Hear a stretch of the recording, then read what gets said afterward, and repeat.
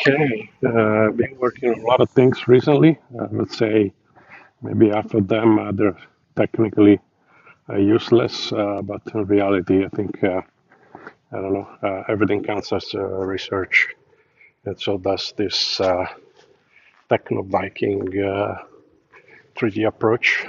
Check out the description for the rough uh, links for the and description of the techniques used, and more to come. See you.